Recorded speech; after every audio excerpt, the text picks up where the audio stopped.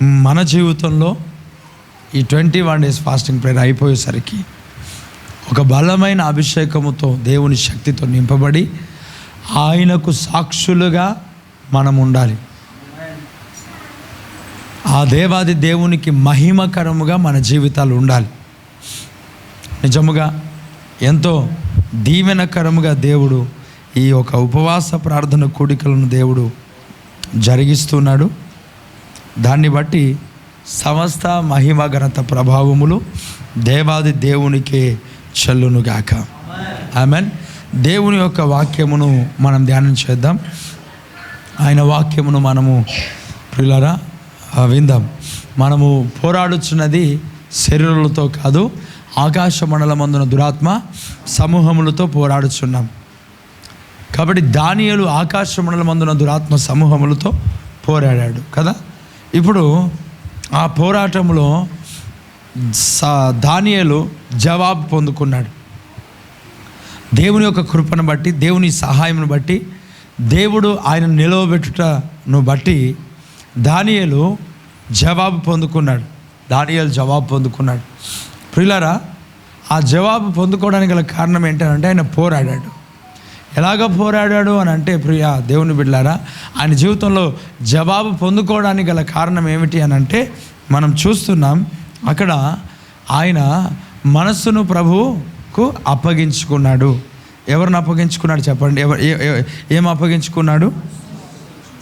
మనస్సును అప్పగించుకున్నాడు. చూడండి, ఎఫెసీయులకు రాసిన పత్రికలో నుండి 6వ అధ్యాయము ఎఫెసీయులకు రాసిన పత్రిక 6వ అధ్యాయము 10వ వచనం. ఎఫెసీయులకు రాసిన పత్రిక 6వ అధ్యాయము 10వ వచనం చదవండి.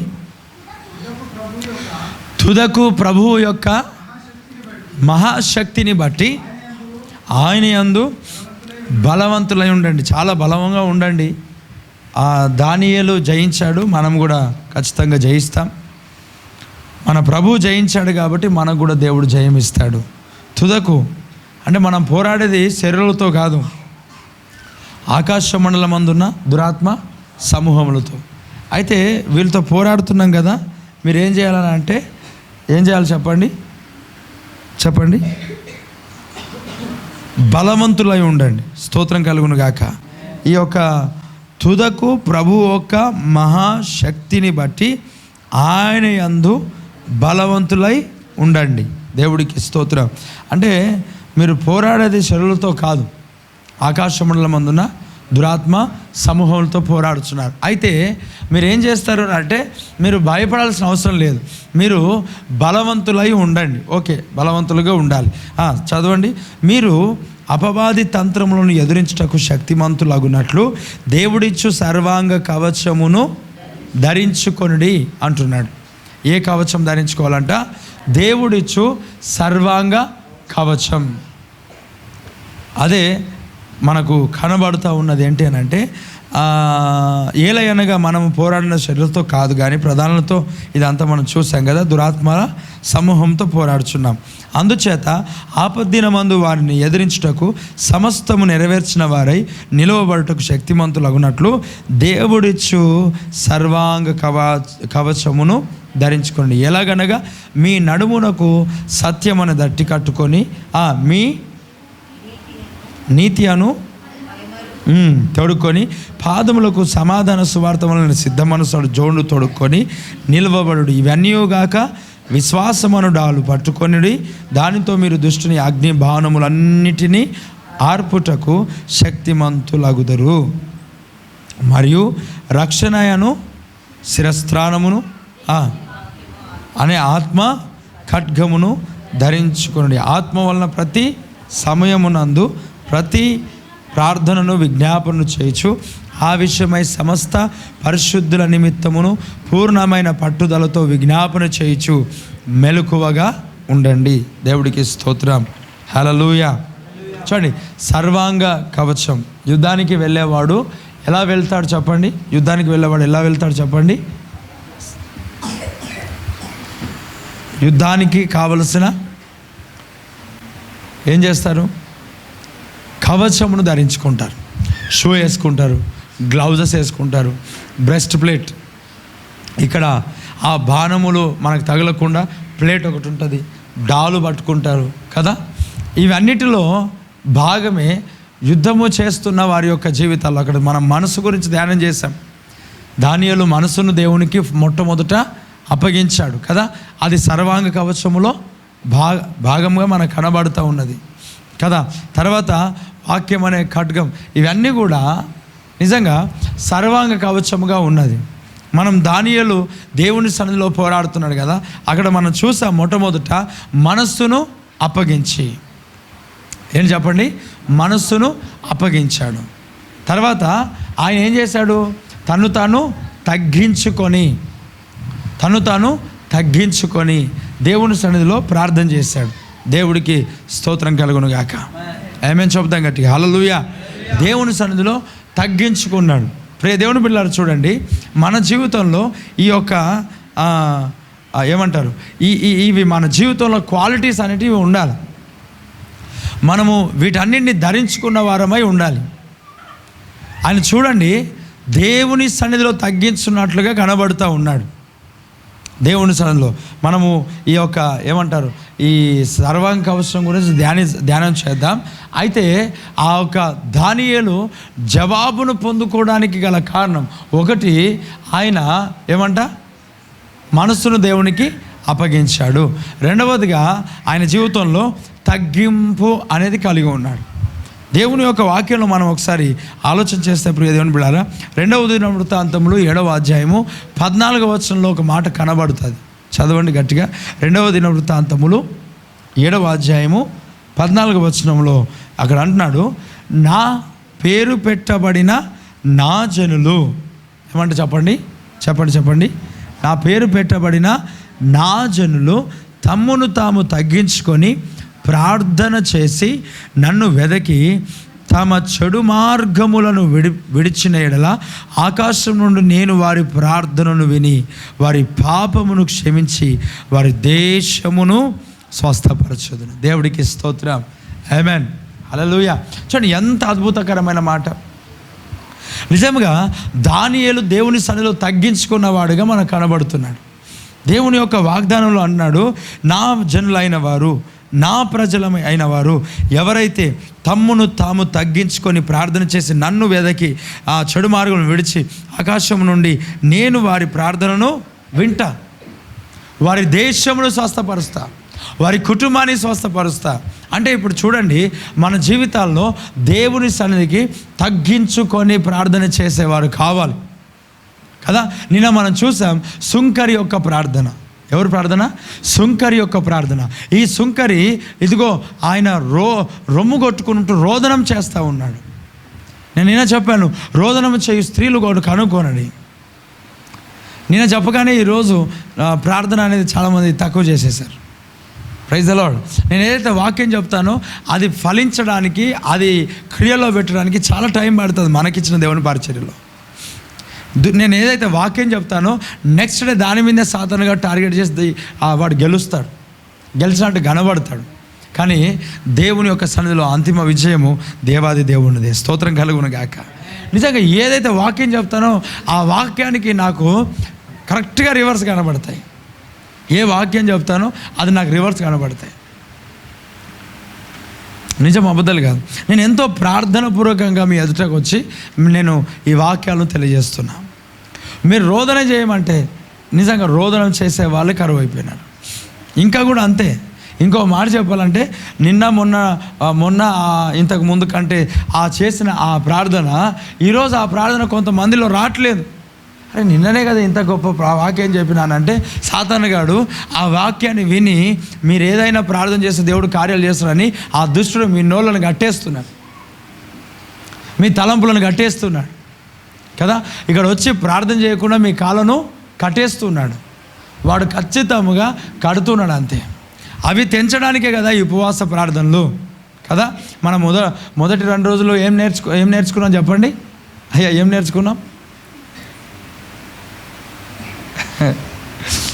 ఆ కట్ల గురించే కదా. దురాత్మ కట్టిన కట్లు, దుష్టుడు కట్టిన కట్లు అవి విప్పుకోవడానికే కదా ఈ యొక్క ఫాస్టింగ్ ప్రేయర్స్. ఈ యొక్క విప్పుకొని నువ్వు అడుగు పెట్టినప్పుడే దేవుడు గొప్ప గొప్ప కార్యాలు నీ జీవితంలో చేస్తాడు. Praise the Lord. ఈ దినంలో ప్రియ దేవుని బిడ్డలారా, చూడండి, మన ఒక జీవితంలో తగ్గించుకొని ప్రార్థన, తగ్గించుకొని అక్కడ నా జనులు తగ్గించుకొని ఎవరైతే నన్ను వెదుగుతారో, నా దగ్గరకు వస్తారో, నా మాటలు విని వారిని అంగీకరిస్తారో, వారు చెడు నడకను, చెడుతనమును విడిచిపెట్టుకుంటారు. తగ్గించుకోవడం అంటే ఏంటో తెలుసా? తగ్గించుకోవడం అంటే ఏంటి? వారి చెడు నడకను విడిచిపెట్టుకోవడం, అదే తగ్గింపు. ఒక ఆయన వచ్చాడు సంఘానికి. నేను అన్నాను, మీరు కాలర్ బటన్ పెట్టుకోలేదయ్యా, ఇది పెట్టుకున్నారంటే మళ్ళీ ఇప్పేసినాడు. అంటే ఇలా అంటే పెట్టుకుంటాడేమో అంటే ఏం లేదు సార్, ఇక అలవాటు అయిపోయింది, ఇంకా అయిపోయింది దాదాగిరి ఇక్కడ వచ్చి కదా. ఇక్కడ వచ్చి బటన్స్ ఓపెన్ చేసి కూర్చుంటుంటే ఇది ఏమి యుద్ధము అంటే మన యుద్ధోపకరములు శరీరానికి సంబంధించినవి కాదు అయ్యా, కత్తులు కటార్లు పట్టుకోవడానికి. అది ఆ మాటలు నేను ముందు చెప్తా, దేవుడికి స్తోత్రం కలుగును గాక. అవేమిటో స్ట్రైట్గా మంచి ఏమంటారు కరెక్ట్గా మీరు వినండి. దేవుడు ఈ 21 డేస్లో అద్భుత కార్యాలు మన జీవితంలో చేస్తాడు. ఏం లేదు అద్భుతం అంటే సత్యము మిమ్మల్ని ఏం చేస్తుంది? స్వాతంత్రులుగా చేస్తుంది. ఇంత శ్రేష్టమైన వాక్యములు మన జీవితంలో మన జీవితంలో వింటున్నప్పుడు ఖచ్చితంగా బ్రదర్ మన జీవితంలో గొప్ప కార్యాలు చేస్తాం, చూస్తాం. ఇప్పుడు చూడండి, మీరు వినకుండా సాతానుగాడు నిద్రమత్తు కలుగు చేస్తాడేమో. మీరు వినాలి. ఒకవేళ ఏదైనా మెసేజ్ మీకు గుర్తు లేకపోతే దేవుని కృపను బట్టి యూట్యూబ్లో అన్నీ ఉన్నాయి కదా, వాటిని మరలా వినండి. ఈ మెసేజెస్ వింటే నువ్వు అభిషేకంతో నింపబడతావు, నువ్వు శక్తితో నింపబడతావు. నేను అనారోగ్యంతో బోధించినవి నింపబడతావు, నేను సమస్యలతో ఉండి నేను వాక్యం చెప్పిన నింపబడతావు.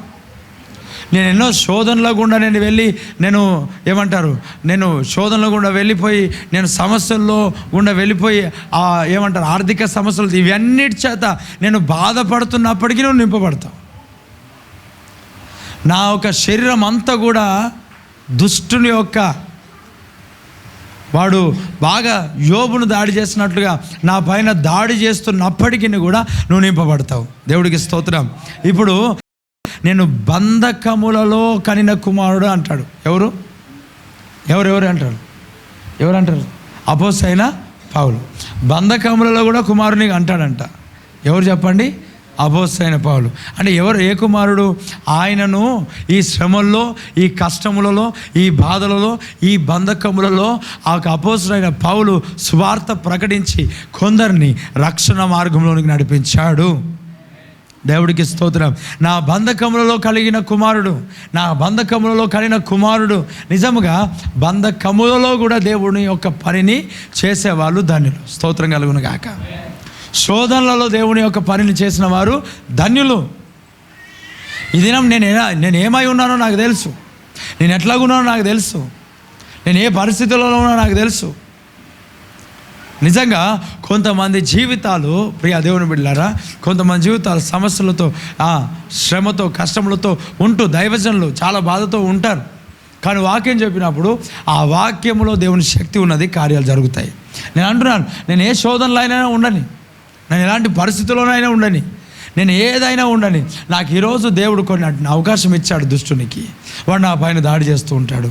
నేను వాటిలో పూర్తిగా ఏమి నేర్చుకోవాలో అది నేర్చుకున్న తర్వాత కొన్ని నుంచి విడుదల పొందుకుంటాను కదా, కొన్ని నుంచి ధైర్యం పొందుకుంటాను, కొన్ని నుంచి ఇంకా దేవుని సన్నిధిలో నేను నేర్చుకున్న తర్వాత మరలా పరిగెడతాను, మరలా దుష్టుడు నా పైన చెలరేగుతాడు, మరలా దేవుడు వానికి అవకాశం ఇస్తాడు. ఎందుకయ్యారంటే యుద్ధము లేకపోతే మన జీవితంలో ఏమవుతుందో తెలుసా? చల్లారిపోతాం. యుద్ధములు లేకపోతే మన జీవితంలో ఏమవుతుంది? చల్లారిపోతాం. ఆ మాట కూడా నేను చెప్తాను. ఇక్కడ అన్నాడు, నా జనులు తగ్గించుకొని. తగ్గింపు అంటే ఏంటో తెలుసా బ్రదర్? తగ్గింపు అంటే నీ చెడు నడకను విడిచిపెట్టుకోవడమే, చెడు మార్గమును విడిచిపెట్టుకోవడమే తగ్గింపు. ఈరోజు తగ్గింపు అని అంటే ఇక్కడికి వచ్చి సాగిలపడి నమస్కారము చేసేదా కదా, సాగిలపడి నమస్కారము చేసేదా అని ఇక్కడ సాగిలపడి ఆ దేవునికి 2 చేతులు పైకి ఎత్తి స్తోత్రం స్తోత్రం అంటే తగ్గింపు కాదు కదా. తగ్గింపు అని అంటే నువ్వు ఉదయకాలం నుండి సాయంకాలం వరకు ఉపవాసం ఉండి నువ్వు స్తోత్రం ప్రభా, నీకు వందనాలు స్తోత్రాలు ప్రభా, అది కాదు తగ్గింపు కదా. తగ్గింపు అని అంటే దైవజనుడి దగ్గరకు వచ్చి నువ్వు ఇలా చేతులు కట్టుకొని కదా, ఆ దైవజనుడి దగ్గరకు నువ్వు వచ్చి ఇలా చేతులు కట్టుకొని ఆ దైవజనుడు నీ పైన చేతులు వచ్చి ప్రార్థన చేసినప్పుడు అయ్యో నువ్వు చాలా వందనాలు అంటే అది కాదు తగ్గింపు, అది కాదు. అలాగని చెప్పి చేయొద్దని నేను చెప్పట్లేదు. మరీ ఎక్కువగా ఓవర్గా ఇచ్చేవారు బైబిల్లో నేను చదివాను, అది నాకు రెఫరెన్స్ గుర్తులేదు. దేవుడికి స్తోత్రం. అతి వినయ ఆసక్తులు, అతి వినయం అనేది మనకు పనికిరాదు. అతి వినయం ఎవరైనా చూస్తున్నారంటే అది నేను మొన్న చదివిన జ్ఞాపకం రావట్లేదు. ఎక్కువ వినయంను చూపించే వాళ్ళు కొంచెం అతి వినయంగా ఎవరైతే వాళ్ళు ప్రమాదకరం, నిజంగా ప్రమాదకరం. చూడండి, ఇదిగో ఇవి కాదు తగ్గింపు కదా. నేను చైర్ మీద కూర్చున్నందువలన, నువ్వు చైర్ కింద కూర్చున్నందువలన, లేకపోతే నేను చైర్ పైన కూర్చున్నాను, నువ్వేమో పడుకున్నావు, లేకపోతే నేను పడుకున్నాను, నా కాళ్ళు ఒత్తావు, ఇవి అసలు తగ్గింపు కాదు దేవుని సన్నిధిలో. ఓకే, వీటి వలన ఈ వ్యక్తి మంచివాడు అని చెప్పొచ్చేమో, కానీ దేవుడు మనుషుల యొక్క పైవేషములను లక్ష్య పెట్టాడు కదా, హృదయ అంతర్భాగాలను చూస్తాడు. అలాగని చెప్పి ఇంకా అది తగ్గింపు అని చెప్పి ఎవరైనా పెద్దవాళ్ళు కనిపిస్తే కూడా గౌరవించకపోగలరు. హృదయంలో ఉన్నదే మనసు బయటికి కనబడుతుంది కొన్ని సందర్భాల్లో. తగ్గింపు అంటే ఏంటనంటే నీ చెడు నడవడిని విడిచిపెట్టుకొని వెళ్ళిపోవడమే తగ్గింపు. చెడు నడక కదా, ప్రభు చిత్తానికి వ్యతిరేకమైన నడక. దేవుడు చెప్పింది, అమ్మ వినండి, వింటున్నారా? నా మాటలు అర్థమవుతున్నాయా? దేవునికి ఏదైతే నచ్చట్లేదో, దేవుడికి ఏదైతే ఇష్టం అనిపించట్లేదో వాటిని విడిచిపెట్టుకొని ప్రభు సన్నిధిలో ప్రార్థనలో గడపడమే దాన్ని తగ్గింపు అంటారు. ఈరోజు ఏది విడిచిపెట్టుకోకుండా నువ్వు 21 days ఫాస్టింగ్ చేసినావు, నువ్వు 40 days ఫాస్టింగ్ చేసినావు, అసలు నీ జీవితంలో ఆశీర్వాదము కాదు, దీవెన కాదు, అసలు పరలోక రాజ్యం కాదు, దేవుని సన్నిధి కాదు, అసలు ఏది రుచి చూడలేవు నువ్వు కదా. నువ్వు దేవుని సన్నిధికి నువ్వు వచ్చినప్పుడు నువ్వు మొట్టమొదట నువ్వు చేయాల్సిన పని ఏంటంటే నీ చెడు నడక విడిచిపెట్టుకొని తగ్గించుకొని అంటాడు. తగ్గింపు అని అంటే మొట్టమొదట విడిచిపెట్టుకో. ఉన్నవి అట్లనే ఉన్నాయి, ఇతరుల గురించి చెప్పే మాటలు అట్లాగే ఉన్నాయి, ఇతరుల గురించి మాట్లాడే మాటలు ఉన్నాయి, అనవసరమైన సహవాసాలు ఉన్నాయి కదా, అనవసరమైన తిండి ఉన్నది, అనవసరమైన ముచ్చట్లు ఉన్నాయి, అనవసరమైన గర్వం ఉన్నది, కొంతమందికి అహంకారం ఉన్నది, తగ్గింపు లేకుండా కదా. నిజంగా దేవుని సన్నిధిలో నిజమైన తగ్గింపు ఏంటి అని అంటే నిన్ను నీవు ప్రభు ఒక సన్నిధానంలో నీవు ఆ చెడు నడకని విడిచిపెట్టి ప్రభు సన్నిధికి వచ్చి ప్రార్థన చేయడమే తగ్గింపు. దేవుడికి స్తోత్రం, హల్లెలూయా. ఈ దినం ప్రియ దేవుని బిడ్డలారా, నీ చెడు నడకని విడిచిపెట్టావా? చెడు నడక అని అంటే నేనేం పెద్ద పాపం చేశా, నేనేమైనా సిగరెట్ ఏమైనా తాగానా, నేను బీడీలు ఏమైనా తాగానా, నేనేమైనా మద్యపానం ఏమైనా తాగానా అంటే తగ్గింపు అంటే చెడు నడక అంటే అదొకటే కనబడుతుందా? ఆజ్ఞ అతిక్రమమే పాపం. ఏంటి చెప్పండి? ఆజ్ఞ అతిక్రమమునే పాపం. ఆజ్ఞను అతిక్రమించడమే. అక్కడ చెప్తాడు, దుష్టుల ఆలోచన చొప్పున నడవక, పాపుల మార్గముల నిరవక, అపహాసకులు కూర్చుండే చోట కూర్చుండక. ఈరోజు అనేక మంది అపహాసులు ఎక్కడున్నారో అక్కడే ఉంటున్నారు కదా, నవ్వుకుంటున్నారు, జోకులు వేసుకుంటున్నారు, ఇష్టానుసారంగా మాట్లాడుతున్నారు. అక్కడ ఉంటూ ప్రభు సన్నిధికి వచ్చి ప్రార్థన చేస్తూ ఉంటే నువ్వు ఏమాత్రం రిజల్ట్ చూడలేవు. అయ్యా, నా మాటలు అర్థమవుతున్నాయా? నువ్వు సినిమాలు సీరియల్ చూసుకుంటూ ప్రార్థనలో గడిపితే ఏమాత్రమును కూడా రిజల్ట్ చూడలేవు. నీ జీవితంలో దేవుడు గొప్ప కార్యాలు చేయాలనంటే చెడు నడకను విడిచిపెట్టుకోవాలి అని వాక్యం చెప్తా ఉన్నది. అనగా దేవుని చిత్తానికి వ్యతిరేకమైన సంపూర్ణంగా తొలగించబడును గాక. Praise the Lord. ఆ మొబైల్ నంబర్ అట్లనే ఉన్నది, డిలీట్ చేయలేదు. ఎప్పుడైనా గుర్తొస్తే కాల్ చేద్దామని, మెసేజ్ చేద్దామని, అంతే కదా. ఆ మొబైల్ యొక్క ఇమేజెస్ అట్లనే ఉన్నాయి. ఎప్పుడైనా గుర్తొచ్చినప్పుడు చూద్దామని, చూసి ఆనందిద్దామని, మళ్ళీ డిలీట్ చేసి ఎక్కడ దొరకదామే అది కదా. ఇప్పుడు ఇలాంటివన్నీ ఉండి మనం ప్రార్థన చేస్తే మనం దేవుని స్థలంలో గడిపితే మనకేం జవాబు వస్తుంది? ఆ చెడు నడతను మనం విడిచిపెట్టుకునే ఒక కృప దేవుడు మనకిచ్చునుగాక. స్తోత్రం కలుగునుగాక. ఊరికేనే కాదు, కొంతమంది జీవితాల్లో ఈ గర్వం అహంకారం అనేది కళ్ళ ముందు కనబడుతూ ఉంటుంది. అర్థమవుతుంది నా మాటలు? చెడు నడతను విడిచిపెట్టుకోవాలా అంటే దేవుని చిత్తానికి వ్యతిరేకమైంది. దుష్టుల ఆలోచనలు కూడా మనం చేయకూడదు. పాపుల మార్గంలో మనము నిలవకూడదు. అపహాసకులు కూర్చునే చోటలో మనం కూర్చుండకూడదు. ఈ దినాల్లో అపహాస్యం చేసే వాళ్ళు ఎక్కువైపోయినారు. సంఘముల కొరకు, వాక్యముల కొరకు, దేవుని యొక్క వాక్యము చెప్పిన దైవజనుల కొరకు, దేవుని వాక్యం చెప్తున్న కొంతమంది దేవుని బిడ్డల కొరకు అపహాసించేవారుగా ఉన్నారు. ఒకరు వాక్యం చెప్తూ ఉంటుంటే ఇంకొకరు విమర్శించుకునేవారు, వేలు పెట్టి చూపించుకునేవారు. దాన్ని బట్టి కొంతమంది ప్రార్థన చేయడానికి కూడా ఆశపడరు. అమ్మా వినండి, వాక్యం చెప్తూ ఉంటుంటే వాడు ఏం బాగా చెప్పలేదు ఈరోజు కదా. నిజంగా ఒకరిని ఎంకరేజ్మెంట్ ఉండాలి కానీ డిస్కరేజ్మెంట్ ఉండకూడదు. దేవుడు ఆ వ్యక్తిని బలపరిచేట్లుగా మాట్లాడు కాక, నాకు చెప్పండి అన్న మీ వాక్యం ఈరోజు బాగలేదని నాకు చెప్పండి. దేవుడికి స్తోత్రం. ఇంకొంతమంది ఏమంటారు అంటే పాట పాడితే గాల్లో నిలబడే కాళ్ళు, వాక్యం చెప్తే గాల్లో నిలబడే కాళ్ళు. ఒకరోజు పాటకు కొంతమందికి అప్పుడప్పుడు ఈ వేదిక పైన కొన్ని దగ్గరలో నేను పాటకు అవకాశం ఇచ్చిన తర్వాత వారు మరలా గాలిలో తేలిపోయినారు. ఎక్కడ తేలిపోయినారు? గాలిలో. కొందరికి పాట పాడమని చెప్పాను. ఆ పాట పాడమని అంటే ఆ రోజు వారు చేసిన సువార్త ఇంత అంత కాదు. నా మాటలు అర్థమవుతున్నాయా? ఒకరోజు యాక్టివ్గా ఉండు మంచిగా. దేవుడికి స్తోత్రం. హల్లెలూయా. సెకండ్ మంచిగా పక్కలకు సెకండ్ బ్రదర్ ఏ ఆలోచన ఏం చేస్తున్నారు? దేవుడికి స్తోత్రం. ప్రశాంతంగా దేవుని వాక్యం. గోడకి ఎందుకు కొరుకుతున్నావు? దేవుడికి స్తోత్రం. చూడండి మంచిగా అంటే మీ మొహాలు షైనింగ్ కూడా ఎట్లుండాలా? షైనింగ్. ఒకవేళ నీకు బాగా నిద్ర ఏమంటారు బాగా అలసిపోయి వాక్యం ఉపవాసం ఉన్నా అనుకుంటే ఏమన్నా తాగిరాను, మళ్ళీ గ్లూకోన్ డి తాగిరాను. కొంచెం మీకు బలం నవ్వడానికి లేకపోతే సంతోషంగా వాక్యం వినడానికి ప్రశాంతంగా దేవుని సంగతి కూర్చోడానికి కొంచెం బలమైన ఇస్తాడేమో దేవుడు. దేవుడికి స్తోత్రం. అన్న చెప్పాడు కదా అని చెప్పి మొత్తం బిర్యానీ తిని రాగలరు. అమ్మో మామూలు డేంజర్లు కాదు. మీ అలసట నిమిత్తం అప్పుడప్పుడు ఏదైనా బండ తీసుకోండి అంటే రోజు తీసుకుంటారు, పొద్దున సాయంత్రం దాకా కదా. చూడండి వినండి, నేను ఏం చెప్తున్నా చెప్పండి. ఏం చెప్తున్నా? దేని కొరకు? సువార్త గురించి చెప్తున్నా. కొంతమంది పాటకి ఇస్తే వారు మామూలు సువార్త కాదు.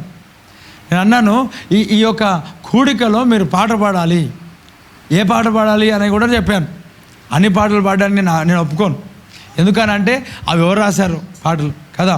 మంచి దైవజనులు రాసిన పాటలు, అభిషేకముతో నింపబడే పాటలు మాత్రమే ఇక్కడ పాడాలి. దేవుడికి స్తోత్రం. ఏమంటే అవి యూట్యూబ్లో రిలీజ్ అయినాయి అన్నీ బాగున్నాయని చెప్పి పాడుకోవడానికి ఏం లేదు. కొంతమంది వాళ్ళకు కొత్త పాటలు కనిపిస్తే వింటూనే ఉంటారు. వారి దురద చెవులు. ఆ మాటలు అర్థమవుతున్నాయా? ఏంటి చెప్పండి? అవి దురద చెవులు. నువ్వు పాడాలనుకుంటే అవే పాటలు హైలైట్ అయితే ఏం టెన్షన్ పడకు. పరిశుద్ధాత్మ యొక్క అభిషేకముతో కూడిన పాటలు హైలైట్ అయిపోతాయి. దేవుడికి స్తోత్రం. ఎందుకంటే అందరూ పాడుకుంటారు కదా మంచి పాటలు. దేవుని అభిషేకముతో ఆ పాడిన రాసిన దైవజనులను ఒక్కసారి మనము చూసి ఆ దైవజనులు ఏ ఒక్క అభిషేకం కలిగిన వారు మనం చూసుకొని మనం పాడుకోవాలి. నేను అది చేస్తాను. నేను పాట కూడా ఇస్తే ఇంకా వాళ్ళు వచ్చి ఆ పాట పాడిన విధానం చాలా డిఫరెంట్. తర్వాత నేను ఇచ్చిన పాట పాడలే, వేరే పాట పాడారు. వేరే పాట పాడిన తర్వాత జరిగిన కార్యం ఏమంటే అక్కడ కొంతమంది జీవితాలు సంఘానికి వచ్చాయి కదా, కొత్తగా ఒక ఇద్దరు ముగ్గురు కొత్తగా కనబడ్డారు సంఘాన్ని. పాత వాళ్ళు కూడా ఏమని చెప్పారంటే మీరు ఫలానా వారికి పాటకి ఇచ్చారు కదా బ్రదర్, వారు మాకు ఈరోజు నేను పాట పాడతా మీరు తొందరగా రండి అని సువార్త చేసి వచ్చారంట. అంటే వాళ్ళు పాట పాడేది ఉంటే ఇంటి ముందు ఇంటి చుట్టుపక్కల అందరు చెప్తారు. ఈ దినమునకు 30 సార్లు వాక్యం చెప్తూ ఉంటుంటే ఏం పట్టినట్టు చీమ కూడా కుట్టదు వీళ్ళకి. నా మాటలు అర్థం అవుతున్నాయి. దేవుడికి స్తోత్రం. ఈ యొక్క చూపెట్టుకునే ఆలోచనలు ఎక్కువైపోతూ ఉంటాయి చాలామందికి. పబ్లిసిటీ కదా. నేను పాడతారండి ఈరోజు నన్ను చూడండి, నా వాతావరణం చూడండి, నా సుతారం చూడండి, నేను వేసుకున్న బంగారం చూడండి, లేక పాట పాడుతున్నా. ఒరే ఒక 10 మందికి 20 మందికి చెప్తే అక్కడ వచ్చింది ఒకరిద్దరు, ఎవరన్నా కొత్త వాళ్ళు వచ్చినామో పాత వాళ్ళు చెప్తా ఉన్నారు, ఈరోజు మరలా ఎప్పుడు రావాలంట, త్వరగా రండి నేను పాట పాడుతున్నా కదా. నేను అప్పుడప్పుడు ఎవరికైనా ప్రార్థనకు కానీ వాక్యానికి కానీ ఏదైనా ఇక్కడ ఏదైనా లైవ్ పెట్టి చేసినామని అనుకో, ముందు వాక్యం కట్ అయిపోతుంది, లాస్ట్ వాక్యం కట్ అయిపోతుంది. వాళ్ళు పాడిన పాట, వాళ్ళు పాడిన వాక్యం, వారు చేసిన ప్రార్థన అదొక్కటే షేర్ అవుతుంది. నువ్వు రోజు షేర్ చేయొచ్చు కదయ్యా, దేవుడికి స్తోత్రం. అదేంటిది మరి అంటే ఇంత స్వార్థమా? దేవుని పని ఇంత బలమైన వాక్య సందేశాలు చెప్పబడుతుంటే వినబడుతుంటుంటే అనేకులకు ఈ వాక్యాలు తెలియక, ఈ సంఘం తెలియక, ఈ పరిచర్య తెలియక రాకపోతూ ఉన్నారు. విన్న ప్రతి ఒక్కరు చెప్పబడుతున్న మాట ఏం తెలుసా? మేము చాలా బలపడ్డాం. దేవుడికి స్తోత్రం. ఈరోజు నేను ఒక మాట చెప్తున్నాను, ఈ మాటలు వింటున్నప్పుడు ఈ దేవుని బిడ్డారా, ఎవరైనా ఈ యొక్క పరిచర్య ఇతరులకు పరిచయం చేయకుండా ఉంటే, ఒకవేళ వారు అవసరతలో ఉంటే, వారు సమస్యలో ఉంటే, వారు ఎదగాలని దేవుని చిత్తమై ఉంటే, చాలామంది దేవుళ్ళు బలపరచబడ్డారు, ఆ సీక్రెట్ భక్తులుగా ఉంటున్నారు కదా. నువ్వు నిజంగా వాళ్ళకు పరిచయం చేస్తే ఖచ్చితంగా వారు ఎదుగుతారు. ఒకవేళ చేయలేదు అని అంటే ఆ తీర్పులో నువ్వు నిలబడాల్సి వస్తుందేమో అని నేను అనుకుంటూ ఉన్నా. దేవుడు మనకిచ్చింది ఇతరులకు పంచుదుముగాక. ప్రైజ్ ది లార్డ్, హల్లెలూయా. చూడండి, తగ్గించుకొని చేసే ప్రార్థన, తగ్గింపు కలిగి మనం చేయాలి. గర్వం, ఆ పాట పాడిన తర్వాత వారి యొక్క కాళ్ళు స్టేజ్ పై నిలబడం. కొందరికి వాక్యాన్ని చెప్పడానికి పిలుస్తూ ఉంటే వారికి ఇచ్చిన ఆ రెస్పెక్ట్ ఉంటుంది కదా, ప్రైజ్ లార్డ్ బ్రదర్, ప్రైజ్. ఆ రెస్పెక్ట్ ఇస్తుంటే వారికి ఇచ్చిన రెస్పెక్ట్ వారు ఏమంటారు, పెట్టుకోరు. వారు ప్రజలు చాలామంది అనేకులు, నేను ఎవరితో కలిసినా, ఎక్కడికి వెళ్ళినా, వారు నాకంటే కొంచెం చిన్నవాళ్ళైనా పెద్దవాళ్ళైనా నేను బ్రదర్ అంటాను, లేదంటే అన్న అంటాను. కొంచెం పెద్దవాళ్ళు ఉంటే వాళ్ళు ప్రారంభ పరిచయం ఉన్నప్పుడు ఏం చేస్తారు తెలుసా? నేను అన్న అన్నప్పుడు వారు కూడా అన్న అంటారు. తర్వాత నేను అన్న అన్నప్పుడు వారు నాకు బ్రదర్ అంటారు. నేను అన్న అన్నప్పుడు వారు కొంతమంది నాకు పాస్టర్ గారు అంటారు. నేను ఇచ్చే ఆ రెస్పెక్ట్ వారు ఏం చేస్తుంటారు తెలుసా? లాస్ట్కి ఇంకా బ్రదర్ లేదు, అన్న లేదు, పాస్టర్ గారు లేదు, అయ్య లేదు. ఏడున్నావు, ఎక్కడున్నావు? అంత మంచిదేనా? మీ భార్య పిల్లలు అందరూ బాగున్నారా? ఇలాంటివి చూపిస్తే నాకు ఎట్లా అనిపిస్తుంది? దేవుడికి స్తోత్రం, అవునా కదా? Give respect and take respect. అయ్యా, నా మాట్లాడి అర్థమవుతున్నాయా? మర్యాదను ఇవ్వు, తర్వాత తీసుకో. మనం ఏదో మర్యాద ఇస్తున్నాడు, ఒక వ్యక్తి మర్యాద ఇస్తున్నాడు కదా అని చెప్పి ఆ వ్యక్తి బలహీనుడు కాదు. రెస్పెక్ట్ ఇస్తున్న వ్యక్తి ఎప్పుడు కూడా బలహీనుడు కాదు. దేవుడికి స్తోత్రం కలుగును కాక కదా. దైవజనులకు చాలామంది రెస్పెక్ట్ ఇస్తూ ఉంటారు కదా. రెస్పెక్ట్ ఇచ్చి మాట్లాడుతున్నాడు కదా అని చెప్పి ఈ వ్యక్తికి ఏం తెలియదని చెప్పడానికి ఏం లేదు. వాళ్ళను వదిలేస్తే జైరాబాద్ను 50 NPకి అమ్ముకొని వస్తారు. దేవుడికి స్తోత్రం కలుగును కాక. ఏదైనా చేస్తారు వాళ్ళు, అంత ఆర్తీలలో ఉంటారు వాళ్ళు. ఏం తెలియదు అనడానికి ఏం లేదు. శబ్దం గట్టిగా హల్లెలూయా.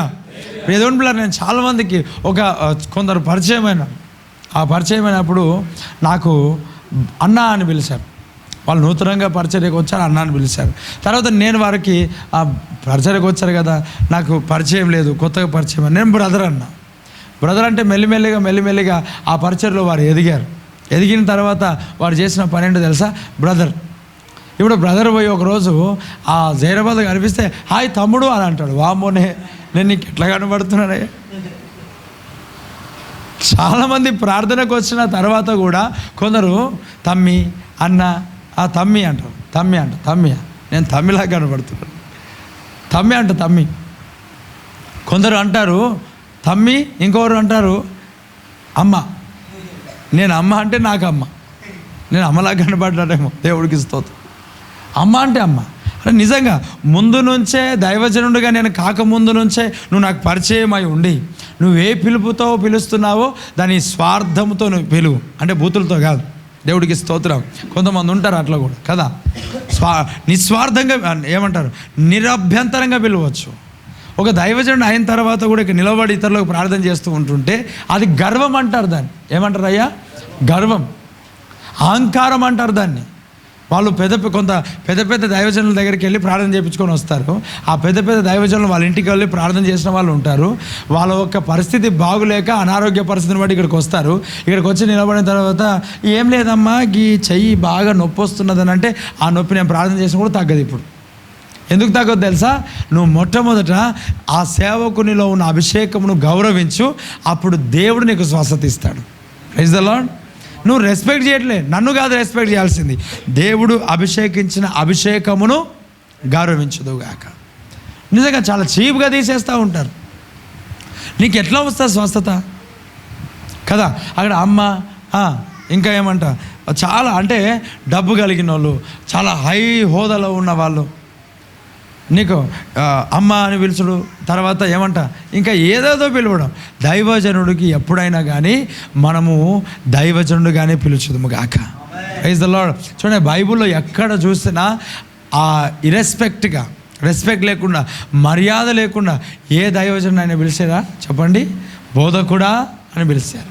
దేవుడికి స్తోత్రం. అమ్మ వింటున్నారా? అమ్మ ఏం ఆలోచన చేస్తున్నారమ్మా?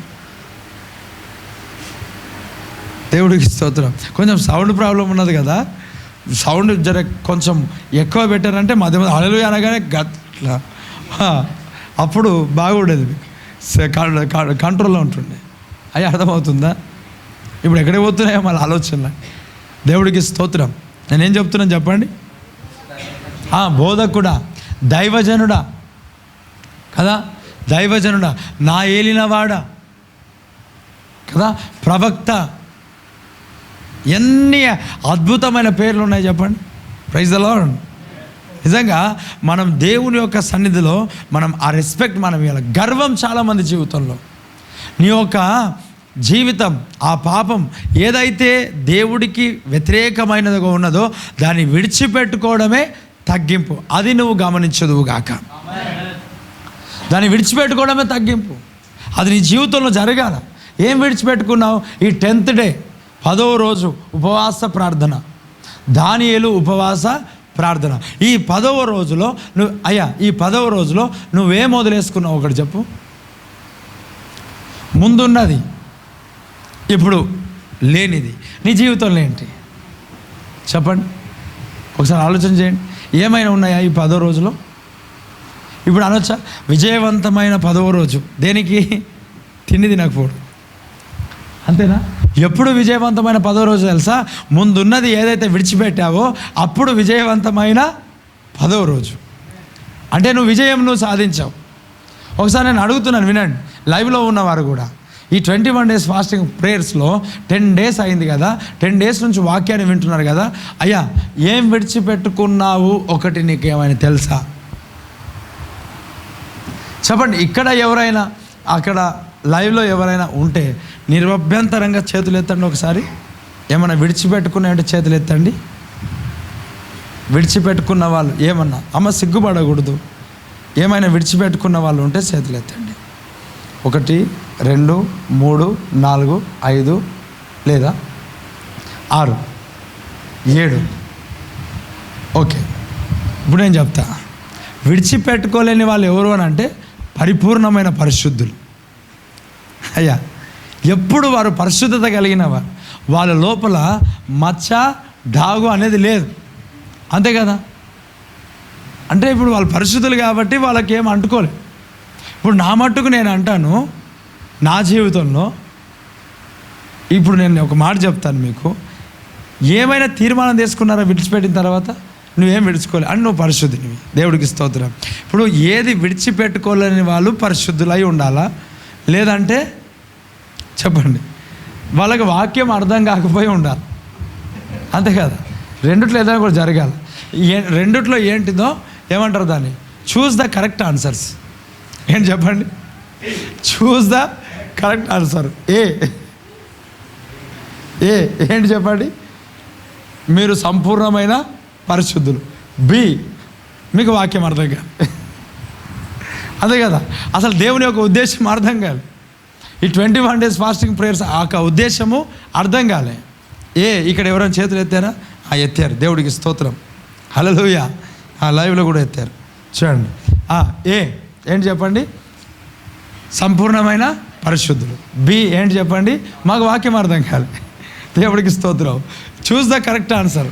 దాన్ని ఏమంట, మీరు సరి అయిన జవాబును ఎంపిక చేసుకోనండి. దేవుడికి స్తోత్రం కలుగును గాక. అంతే కదా, సరి అయిన జవాబును ఎంపిక చేయండి. ఏంటి ఆ జవాబు చెప్పండి. మీరు ఎవరైతే చేతులు ఎత్తలేరు, బ్రదర్ మీరు ఎత్తలేరు కదా, దేవుడికి స్తోత్రం. మీరు చూస్ చేసుకోండి. సంపూర్ణ పరిశుద్ధులా టిక్ చేసుకోండి, లేదంటే వాక్యం అర్థం కాలేదా టిక్ చేసుకోండి. ఒక మాట చెప్తాను, సంపూర్ణ పరిశుద్ధులు అంటే మంచి పరిశుద్ధత కలిగి నాలో లోపాలు లేవు అని అనుకుంటే, నిజంగా నాలో లోపాలు లేవు అని అనుకుంటే, నిజంగా నిన్ను బట్టి దేవునికి మహిమ కలుగును గాక. అలాంటి వారు ఉంటారంటే ఉంటారు. కాకపోతే మనిషి అన్నాక రోజు ఒకటి సరి చేసుకోవాలి కాబట్టి చేసుకుంటాడు. నేను పాపం చేయలేదని అంటే దేవునికి వ్యతిరేకంగా పాపం చేసిన వారమే, అంతే. అంటే ఇంకా కొన్ని మనకు నార్మల్గా కొన్ని జ్ఞాపకం ఉండవు, కానీ కొన్ని ప్రధానమైనవి ఉంటాయి. కొన్ని నిద్రమత్తులు వదలడం, అయ్యా వినండి. కొంతమందికి గాయపరచడం మాటల ద్వారా కదా, కొన్ని అనవసరమైన ముచ్చట్లు పెట్టడం, ఎక్కడ పడితే అక్కడ మనం గడపడం, ప్రార్థన లేని స్థితి, ప్రార్థన చేయలేకపోవడం, బైబిల్ చదవకపోవడం. ఓకే, ఇప్పుడు విడిచిపెట్టుకోలేదు, ఓకే, మిమ్మల్ని బట్టి దేవునికి స్తోత్రం. కొంతమంది ఏమో విడిచిపెట్టుకున్నారు, కొంతమంది ఏమో అసలు విడిచిపెట్టుకోవడానికి ఏమి లేదు, అన్నీ ఆల్రెడీ విడిచిపెట్టుకునే రక్షణలోనికి వచ్చారు. వీళ్ళని ఇట్లా పట్టుకోబెడదాం. ఇప్పుడు నేనేమంటానంటే, ఈ 10 రోజులు అయితే ఉంది కదా, విడిచిపెట్టుకున్న తర్వాత నూతనమైనవి మీలో ఏం ప్రవేశించాయి చెప్పండి. మా జీవితంలో నూతనమైంది ప్రవేశించింది, ఒక్కటైనా ప్రవేశించింది అన్న వాళ్ళు ఎవరైనా ఉంటే చేతులు ఎత్తండి. ఒక్కటైనా, కనీసం ఒక్క ఆశీర్వాదమైన. Praise the lord. దేవుడికి స్తోత్రం. అమ్మా, ఏది ఆశీర్వాదం? ఓకే, ఏ ఆశీర్వాదం నూతనమైన ఏంటంటే, ఒక మాట, ఇంతకుముందు ప్రార్థన చేయలేవేమో, ఇప్పుడు దేవుడు చేయడానికి కానీ తీర్మానం తీసుకొని కానీ చేస్తున్నావేమో. లేదంటే ఇంతకుముందు ఏదో ఒకటి నీ జీవితంలో వాక్యం చదవకపోవడం, లేక గంటలుగా ప్రార్థించలేకపోయినా ఇప్పుడు నేను చేయగలుగుతున్నా. Praise the lord. హల్లెలూయా కదా. ఇంతకుముందు నేను అసలు దేవుని సన్నిధిలో గడిపే దాన్ని కాదు, వాడిని కాదు, అసలు డైలీ ప్రార్థన అంటే నాకు నచ్చేది కాదు, ఈరోజు ఎట్లా వస్తున్నా నాకే తెలియదు కదా. ఇలాంటివి ఉంటాయి కదా. ఇదేమైనా ప్రవేశించాయా? దేవుడు ఈ ఉపవాస ప్రార్థన దినాల్లో నీ జీవితంలో ఆశీర్వాదాలు కురిపిస్తూనే ఉంటాడు డైలీ ఒకటి. దేవుడికి స్తోత్రం కలుగును గాక. ఈ చివరి దినములో మీరందరూ కూడా సాక్ష్యం పంచుకోవాలి ఖచ్చితంగా. ఆమేన్. అందుకొరకే బుక్ మెయింటైన్ చేయమన్నా. మీరు ధ్యానం చేసుకోనండి, ఏ సాక్ష్యం చెప్పాలి ఏంటి అని ఆలోచన చేసుకోండి. ఇప్పుడు నేను ఈ మాట మీరు సాక్ష్యం చెప్పాలి అని చెప్పలేదు అనుకో, మీకు అసలు వాక్యమే గుర్తుండదు. ఇప్పుడు ఇది చెప్పినందుకు ఏమనిపిస్తుందంటే, అసలు నేను ఏం నేర్చుకున్నా అని క్వశ్చన్ వస్తుంది. ఆ క్వశ్చన్ వచ్చినప్పుడు మీకు ఏమనిపిస్తుంది అంటే, అరే నేను ఇది నేర్చుకున్నా, ఇది నేను విడిచిపెట్టుకున్నా, ఇది నేను స్టార్ట్ చేస్తున్నా. అప్పుడు నీ జీవితంలో ఆశీర్వాదం స్టార్ట్ అవుతుంది, జ్ఞాపకం ఉంటుంది, లైఫ్ లాంగ్ దాన్ని మీరు చేస్తారు. Praise the lord. మీ దీవెన నిమిత్తమై, ఆశీర్వాదం నిమిత్తమై ఖచ్చితంగా మైక్ పట్టుకొని మీకు జరిగిన విషయాలు తెలియజేయాలా. లాస్ట్ డే కదా, ఖచ్చితంగా ఇది ఉంటుంది. ఇది ఉంటేనే మీ జీవితంలో గొప్ప కార్యాలు జరుగుతాయి. ఆమేన్. ఇప్పుడు ఏమన్నా, నా జనులు తగ్గించుకొని, కొంతమందికి గర్వం, కొంతమందికి అహంకారం, తగ్గింపు కావాలా. ప్రియ దేవుని బిడ్డలారా, అక్కడ చూడండి, ఈ యొక్క దినవృత్తాంతములు ఈ యొక్క దినవృత్తాంతముల జీవితంలో దినవృత్తాంతములు ఎంత 2వ దినవృత్తాంతములలో 11వ అధ్యాయంలో, 15వ అధ్యాయంలో, 16వ అధ్యాయంలో మనకు ఒక వ్యక్తి కనబడతాడు. ఆయన పేరు ఆస. చెప్పండి, ఎవరైనా? ఆస కదా. ఈ ఆస యొక్క జీవితంలో ప్రియ దేవుని బిడ్డలారా, ఈయన అబియా కుమారుడు ఆస దేశంలో 10 సంవత్సరంలో ఏమున్నదంట, నెమ్మది కలిగింది. చుట్టూ ఉన్న దేశస్తులతో యుద్ధం లేకుండా వారికి నెమ్మది దేవుడు కలుగజేశాడు. ఆస ఏలుబడి యందు 35వ సంవత్సరం వరకు యుద్ధములు జరగలేవు. అయ్యా ఏం జరగలేదు చెప్పండి. ఇప్పుడు మనం చేసేది ఏంటి చెప్పండి? పోరాటం. ఏంటి చెప్పండి? మనం చేసేది పోరాటం. చెప్పండి, అందరు చెప్పండి, మనం చేసేది ఏంటి చెప్పండి? పోరాటం. ఇది ఆత్మీయ పోరాటం కదా. ఇది పోరాటం మనం చేయాలి. ఇప్పుడు ఈయనకి ఏం లేదు చెప్పండి, ఆశకి పోరాటం లేదు, యుద్ధములు కలగలే. 35 years అంట ఆయనకు పోరాటం లేదు, స్పిరిచువల్ వార్ఫేర్ లేదు, ఒక ఆత్మ సంబంధమైన యుద్ధమే లేదు. యుద్ధం లేని పరిస్థితి ఏంటి చెప్పండి? యుద్ధం లేని పరిస్థితి ఏంటి చెప్పండి? అయ్యా సోమరు అవుతాడు కదా. పడుకుంటాడు. అసలు సడన్గా యుద్ధములు ఒక మాట అసలు ప్రాక్టీస్ లేకుండా నువ్వు సడన్గా నువ్వు వెళ్ళి అరే క్రికెట్ ఆడదాం రారా, అక్కడికి వెళ్ళి మనము ఏమంటాం కప్పు తీసుకొద్దామని అంటే ఒక 25 years తర్వాత నీ దగ్గరకు వచ్చి క్రికెట్ ఆడదాం రా అంటే నువ్వేమంటావు చెప్పు? డైరెక్ట్గా వెళ్ళి బ్యాట్ తీసుకొని పట్టుకున్నావు అనుకో, మూతి పగలగొట్టేస్తారు అంతే కదా, బాల్ తీసుకొని. ఇప్పుడు ఏం కావాలి దానికి? సాధనం. దేవుడికి స్తోత్రం. ఏం కావాలా? సాధనం. ప్రతిరోజు యుద్ధం చేసేవాడు చురుకుగా ఉంటాడు. ఆమేన్. ప్రార్థన అనేది ఒక యుద్ధం. ఆసాకి యుద్ధాలు లేవు కాబట్టి యుద్ధము చేయలేనందుకు ఈమెకి ఏమొచ్చిందనంటే చాలా ఏమంటారు మైకం ఎక్కిపోయినాడు. అమ్మ వింటున్నారా? మైకం అంటే శ్రమలు, కష్టాలు, బాధలు, యుద్ధములు, ఈ పోరాటంలో ఆత్మ సంబంధమైన ఈ పోరాటం ఆకాశమందున దురాత్మ సమూహలతో ఎవరికైతే పోరాటం లేదో వారు ఆత్మీయ జీవితంలో అమ్మ వినండి చచ్చిపోయినారు. ఏమైనారు చెప్పండి? చచ్చిపోయినారు. ఈరోజు నీకు పోరాటం లేదా? నిజంగా బ్రదర్, ఒకవేళ పోరాటం ఉన్నదనుకో, ఒకవేళ పోరాటం ఉంటే నువ్వు పడుకుంటావు చెప్పు. నీకు నిజంగా కాళ్ళ నొప్పి ఉంటే పడుకుంటావా? కడుపు నొప్పి ఉంటే పడుకుంటావా? నేను నా దగ్గరికి చాలామంది వస్తారు కదా, వాళ్ళకి వచ్చినప్పుడు కడుపు నొప్పి పోవట్లేదు, తలనొప్పి పోతలేదు అని అంటే నేను అంటాను, నువ్వు 1 గంటల వరకు ప్రార్థన చేయి. 1 గంటల వరకు ప్రార్థన చేస్తారు. 2 గంటల వరకు ప్రార్థన చేయి. 2 గంటల వరకు ప్రార్థన చేస్తారు. నువ్వు వాక్యం చదువుతారు. తీరా ఆ వ్యాధి వదిలిన తర్వాత ప్రార్థన చేయమంటే అస్సలు టైం కుదురుతలేదు బ్రదర్. అయ్యా అస్సలు కుదురుతలే. ఇంతకు ముందు కుదరలేదు, దేవుడు కుదిరిచ్చాడు. ఇప్పుడు మరలా అదే డైలాగ్ కొట్టినాం అనుకో, మరలా దేవుడు కుదిరిస్తాడు. అంతే సింపుల్. దేవుడికి స్తోత్రం. అమ్మ విన్నారా?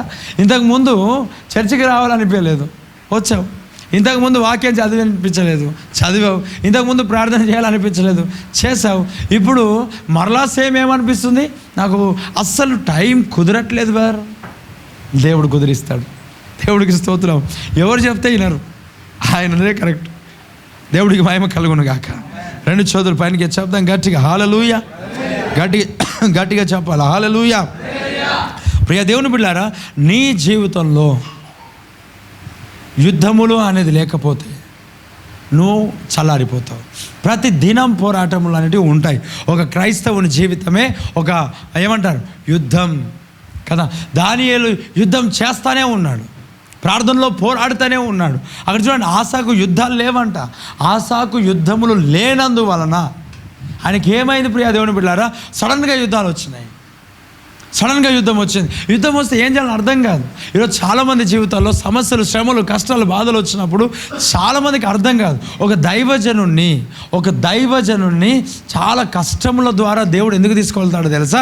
అనుభవపూర్వకంగా తెలుసుకోవాలని. Praise the Lord. ఎక్స్పీరియన్స్. ఒక దైవజనుడిని ఎందుకు ఇంతమందిని ఆదరించడానికి గల కారణం ఏంటో తెలుసా? ఆ సమస్యలలో యేసుక్రీస్తు ప్రభు వెళ్ళాడు. ఆ సమస్యలలో తన దైవజనుని కూడా నడిపిస్తాడు. ఆమేన్. ఆ సమస్యలో నడుస్తే తప్ప, ఆ మార్గంలో నడుస్తే తప్ప మనకు వెనుకాల వచ్చే వారికి ఆ మార్గము తెలియదు. మన వెనుకాల ఉన్నవారికి మార్గం చెప్పాలి అని అంటే మనము ఆ మార్గంలో నడవాలి. అంతేకాదు. ఇప్పుడు ఈరోజు దైవజనులు, ఈ పెద్ద దైవజనులు ఎందుకు పెద్దగా అయిపోయినారు అంటే వారు పెద్ద మార్గాలలో నడిచారు. అయ్యా పెద్ద సమస్యలలో నడిచారు. ఆ సమస్యలలో ఎక్స్పీరియన్స్ వచ్చింది. ఆ తర్వాత చర్చికి వచ్చే వారిని దేవుడు ఏ మాటలతో ఆదరిస్తాడో, వీరికి ఏ మాటల చేత బలపరచాడో అదే మాటల చేత ఇతరులను బలపరుస్తాడు. అలాగా అనేకులు ఓదార్చబడతారు. ఆమేన్. హల్లెలూయా.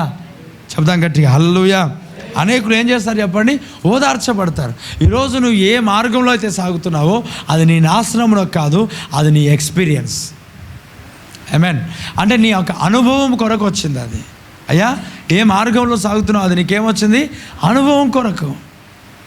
సడన్గా నీకు యాసిడిటీ ప్రాబ్లం వచ్చింది, నీకు బాగా అయిపోయింది. సడన్గా ఒక వ్యక్తి కడుపు నొప్పితో వచ్చాడు, నువ్వేం చెప్తావు? చెప్పండి, నువ్వేం చెప్తావు? ఏం కాదు, భయపడదు. ఏం కాదు, ఆ మజ్జిగ తీసుకుపో, బాగా మజ్జిగ ఇట్లా పైన కిందికి చేసేసాయి, కొంచెం సాల్ట్ వేసుకోలేకపోతే అవసరం లేదు, అది తాగేసాయి, అయిపోయింది. కొంచెం జీలకర్ర వాటర్ తీసుకో, తాగి. కొంచెం ఓమం వాటర్ తీసుకో, తాగి. ఆ యొక్క యాసిడిటీ గ్యాస్ట్రిక్తో వచ్చిన ఆ పెయిన్ కంట్రోల్ అవుతుంది. చెప్తావా లేదా బ్రదర్? దేవుడికి స్తోత్రం. నీకు కోల్డ్, నీకు కరోనా వచ్చిపోయింది అనుకో, ఏం చేస్తావు ఇతరులకు? భయపడాల్సింది ఏం లేదు, బాగా తినాలి, పండుకోవాలి, అంతేగా. హల్లెలూయా. భయపడాల్సిన పనే లేదు, బాగా తినాలా, పడుకోవాలా. అమోక్సిలిన్, సిట్రజిన్, డోలో 650 కదా. చిన్న పిల్లోని కూడా తెలిసిన మెడిసిన్.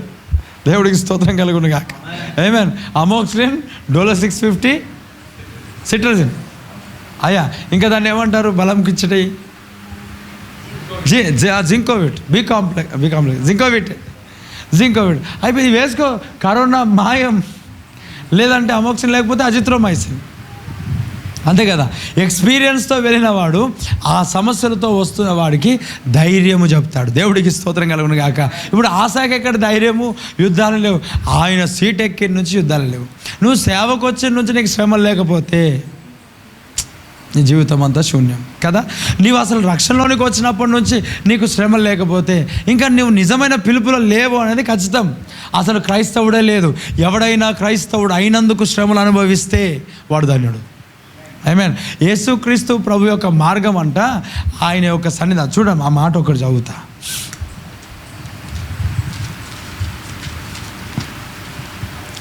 ఫిలిప్పీలకు రాసిన పత్రిక 1వ అధ్యాయము 30వ వచనం చదువుతున్నాను. చదవండి ఎవరైనా. ఫిలిప్పీలకు రాసిన పత్రిక. క్రీస్తునందు విశ్వాసము ఉంచుట మాత్రమే కాదంట, ఆయన పక్షమున, చూడండి, ఆయన పక్షమున శ్రమ పడుటయు.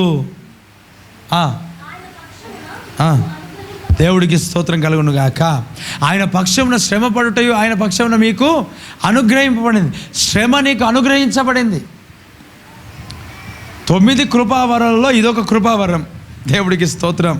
హల్లెలూయా. అయ్యా ఇది 10వ కృపావరం. ఒక మాటలో చెప్పాలంటే ఇదే ఫస్ట్ ప్లేస్. దేవుడికి స్తోత్రం కలుగును గాక. ఆమేన్. ఇప్పుడు 9 కృపావరాలు ఉన్నాయి చూడండి. ఆ 9 కృపావరాల్లో ఇదొక కృపావరం. ఇదే ఫస్ట్ ప్లేస్. క్రీస్తునందు విశ్వాసం ఉంచిన మన జీవితంలో విశ్వాసం ఒకటే కాదు, ఏమిచ్చాడు చెప్పండి? శ్రమ పడుట కూడా దేవుడు ఇచ్చాడంట. దేవుడికి స్తోత్రం. హల్లెలూయా. అయ్యా నా మాటలు అర్థమవుతున్నాయా? ఈరోజు ప్రార్థన చేయ కృపావరం నాకు దయచేయంటే ఇది కూడా వస్తుంది నీకు. ఆమేన్. చెప్పండి, ఇది కూడా వస్తుంది. కృపావరాలు వితౌట్ ఈ శ్రమ నీ జీవితంలో కృపావరం అనేది రానే రాదు. దేవుడికి స్తోత్రం. హల్లెలూయా. అంటే అది కృపావరాలు కదా, గిఫ్ట్ కదా.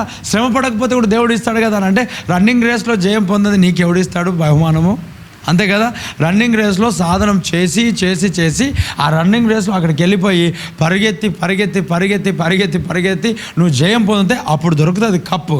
అంటే క్రీస్తు యేసు మార్గంలో పరుగెత్తేదా పరుగెత్తేదా పిలుపుకు కలిగిన బహుమానం కొరకు మనం పరిగెత్తాల. అప్పుడు పరిగెడితే ఆ ప్రభువు నీకు కృపావరాలు ఇస్తాడు. ఆమేన్.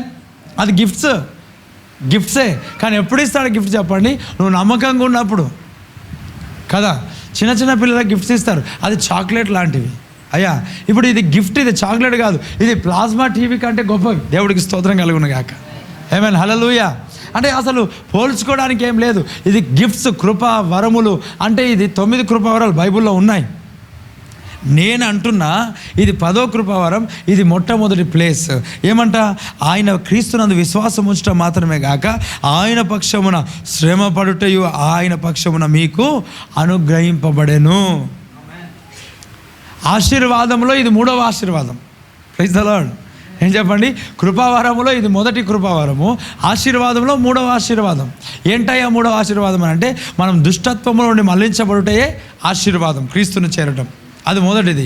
రెండవది పరిశుద్ధాత్మ యొక్క వరమును మనం పొందుకోవడమే ఆశీర్వాదం. మూడవది ప్రియదేవుని బిడ్డలారా, శ్రమ పడుటే మన ఆశీర్వాదం. ఆశీర్వాదంలో భాగం అయిపోయింది ఇది. దేవుడికి స్తోత్రం కలుగును గాక. నువ్వు శ్రమ పడుతూ ఉంటేనే ఆశీర్వదించబడినావా అని కన్ఫర్మేషన్ వస్తుంది. ఇప్పుడు ఆశ బాగా తాగాల, తినాల, పడుకోవాలా. తన పితరులు పూర్వీకులు యుద్ధము చేసి వాళ్ళు శ్రమపడి రాజ్యమును అప్పగిస్తే ఈ రాజ్యాధికారం ఈయన పొందుకున్న తర్వాత ఈయన హాయిగా పడుకున్నాడు, తిన్నాడు, లేస్తున్నాడు, పోతున్నాడు, అంతే. యుద్ధం లేదు, పోరాటం లేదు. అయ్యా, ఈ సంఘానికి వస్తున్న నీ జీవితంలో పోరాటములు అనేది లేకపోతే నువ్వే పోరాటములు తెచ్చుకో యేసునామములో. ఆమేన్. అని ఎలా తెచ్చుకోవాలా? ఇంటి ముందు వెళ్ళిపోయి రాయి తీసుకొని కొట్టకూడదు. ఆ పోరాటం కాదు నేను చెప్పేది. అయ్యా వినండి, ప్రభు సన్నిధిలో నీకు వచ్చి ఉదయ సాయంకాలంలో ప్రభు సన్నిధిలో సంఘం కొరకు ప్రార్థన చేయి, పరిచర్య కొరకు ప్రార్థన చేయి, ఇతరుల కొరకు ప్రార్థన చేయి. లేనిపోయిన దయ్యాలని నీ మీదకి లేసొచ్చి పడతాయి. అప్పుడు ఇంకా ప్రార్థన ఉందిగాక. ఆమేన్. ఎవరి కొరకు బ్రదర్, నేను ఎవరి గురించి ప్రార్థన చేయ బ్రదర్, ఎందుకు చేయ బ్రదర్? నేను ఎవరి గురించి ప్రార్థన చేస్తే వానికి పడిన దయ్యం నా మీదకి వస్తుంది. అంతే కదా, మామూలు స్వార్థం కాదబ్బా నీ జీవితంలో. ప్రార్థించదువుగాక. ఇక్కడ ప్రార్థన చేయి. ఈ పోరాటం లాంటివి క్రైస్తవ జీవితంలో ఉండాలి, సేవకుని జీవితంలో ఉండాలి. ఉట్టిగానే ఈ ఆశా జీవితంలో, ప్రియ దేవుని బిడ్డలారా, ఈ ఆశా జీవితంలో, ఈ ఆశ యొక్క పరిస్థితులలో ఈయనకు పడుకున్నాడు, తిన్నాడు, పడుకున్నాడు, ప్రార్థన లేదు, ఏం లేదు, వాక్యం లేదు, అసలు నేర్చుకోలే. ఇదిగో నిజంగా చెప్తున్నా, దేవుడు నీకు ఇచ్చిన ఈ అవకాశం నువ్వు నేర్చుకుందువు కాక. సమయాన్ని వృధా చేసుకోవద్దు. అయ్యా వింటున్నారా? నా మాటలు వింటున్నారా? Don't waste your time. దేవుని యొక్క సన్నిధిలో నీవు సమయమును వృధా చేసుకోకూడదు. సమయమును పోనీయక సద్వినియోగము చేసుకో. అజ్ఞానుల వలె కాక జ్ఞానుల వలె నువ్వు ఉండు. సమయాన్ని వృధా చేసుకోవద్దు. దేవుడు ఈ యొక్క దినములలో నీ జీవితంలో ఏదైతే నేర్పించాలనుకున్నాడో అది పరిపూర్ణంగా నేర్చుకో. ఈ 21 days ఫాస్టింగ్లో నువ్వు నిద్ర నీకు తక్కువైపోవాలా, తిండి తక్కువైపోవాలా కదా, పడుకోవడం తక్కువైపోవాలా, రెస్ట్ అనేది తక్కువైపోవాలా. దేవుడికి స్తోత్రం. దేవునికి టైం ఇచ్చాడు, నేర్చుకో. అయ్యా ఈరోజు నేను మీతో ఉన్నా, మీ దగ్గర ఉన్నా, మీతో పాటు నడుస్తున్నా. ఒకరోజు దేవుడు నన్ను ఆకాశం అంటే పరలోక రాజ్యాన్ని తీసుకుపోతాడో నాకు తెలియదు. ఒకరోజు నా దేవుడు ఒకవేళ పాకిస్తాన్ ఒకవేళ తీసుకుపోతాడో నాకు తెలియదు. దేవుడికి స్తోత్రం కలుగును గాక. అంటే నేను ఇక్కడ ఉంటానా, పాకిస్తాన్కి వెళ్ళిపోతానా, లేకపోతే హైదరాబాద్కి వెళ్ళిపోతానా, లేకపోతే పరలోక రాజ్యంకి పరదేశంలో అంటామో తెలియదు కదా. ఈరోజు ఒక దైవజనుని మీ ఎదుట పెట్టాడు కదా, ఆ దైవజనుని పెట్టిన ఆ సమయము వేస్ట్ చేసుకోక నేర్చుకునేది ఏదో నేర్చుకో. దేవుడికి స్తోత్రం కలుగును గాక. 21 దినములు మీతో ఉండి వాక్యాన్ని చెబుతున్నప్పుడు మరలా తర్వాత సంవత్సరం తర్వాత వస్తాయేమో ఈ యొక్క ఉపవాస కూడికలు. ఎవ్రీ సండే వాక్యం చెప్తాం కదా. ఇంత ఆశీర్వాదమైన కూడికలు జరగవేమో, ఇలాంటి మెసేజెస్ నీకు అందవేమో, మరలా వచ్చే సంవత్సరం అంతాయేమో, మరలా ఇలాంటి ఫాస్టింగ్ ప్రేయర్స్ పెట్టాలేమో కదా. ఇలాంటి ఒక లోతుగా మాట్లాడే యొక్క మాటలు మరలా నీకు ఎప్పుడు దొరుకుతాయో తెలియదు కదా. ఒకవేళ పరిచర్య పెద్దగా అయిపోతే నీకు నేను దొరకకపోవచ్చు, అంతే కదా. ఒకవేళ ఈ పోరాటంలో నా జీవితంలో ప్రియ దేవుని బిడ్డలారా దేవుడు తీసేసుకుంటే దొరకకపోవచ్చు నేను, అంతే కదా. ఒకవేళ ఇంకా మరొక స్థలానికి నేను వెళ్తే మీకు దొరకకపోవచ్చు కదా. ఈరోజు నీకు దేవుడు ఏమిచ్చాడో తెలుసా? సమయం. దేవుడికి స్తోత్రం కలుగును గాక. ఈ సమయం ఇచ్చినప్పుడు నువ్వు ఇంట్లో పడుకోవడం కాదు నేర్చుకోవాల్సింది. అయ్యా నువ్వు ఇంట్లో పడుకోవడం కాదు, నీకు దైవజనునితో ఉండే అవకాశం ఉన్నది, దైవజనునితో తిరిగే అవకాశం ఉన్నది, దైవజనునితో కూర్చునే అవకాశం ఉన్నది. ఈ అవకాశమును నీవు కోల్పోకుందువు గాక. దేవుడికి స్తోత్రం. హల్లెలూయా. నువ్వు ఎప్పుడు కోల్పోకూడదు. ఒకవేళ దేవుడు ఉన్న పాటున రాత్రికి రాత్రి పరిచర్యను పెద్దగా చేస్తే చెప్పండి, నేను ఎంత కలవాలనుకుంటే కూడా కలవలేనేమో. నేను వాక్యం చెప్తాను, ప్రార్థన చేస్తాం, ఇంత విస్తరించి మాట్లాడాలంటే రేరుగా జరుగుతాయి కదా. 21 days ఫాస్టింగ్స్ పేరు పెట్టాలంటే మరలా వచ్చే వారం దేవుడు నాతో, వచ్చే సంవత్సరం దేవుడు నాతో మాట్లాడితే పెడతా కదా. ఈరోజు ఈ అవకాశమును చేజార్చుకోవద్దు. అయ్యా నా మాటలు అర్థమవుతున్నాయా? ఈ అవకాశం చేజార్చుకోకు.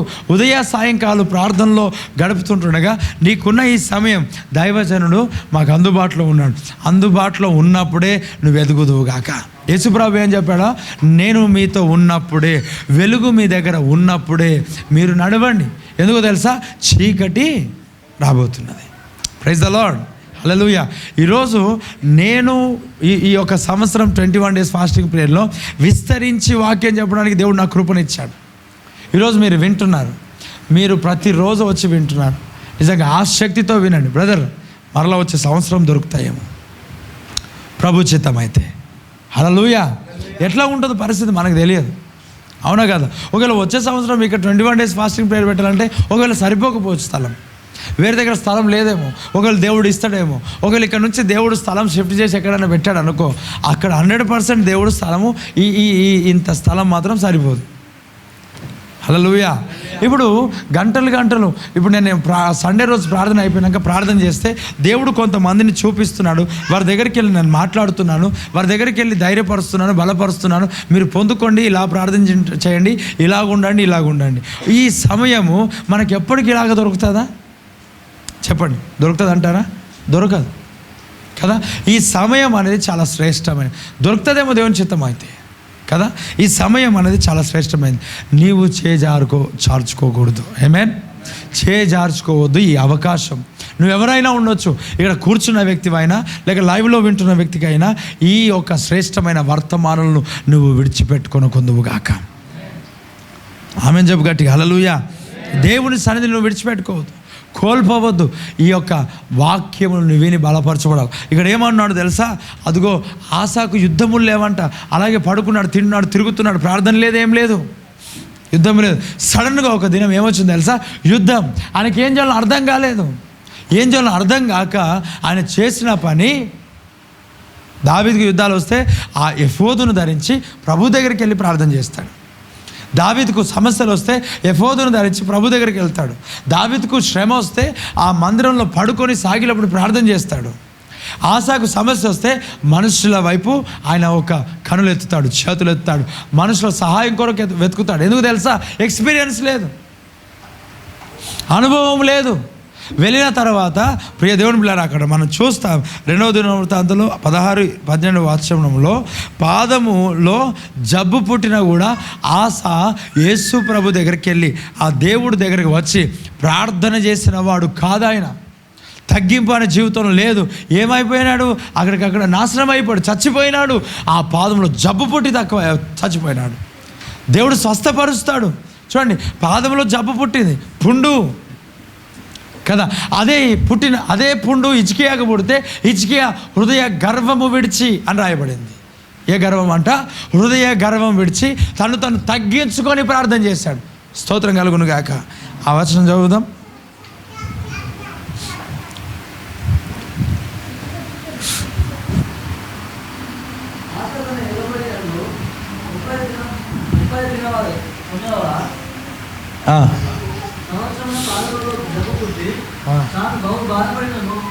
దాని విషయంలో అతడు యెహోవా యొద్ద విచారణ చేయక రైతులను పట్టుకొనెను.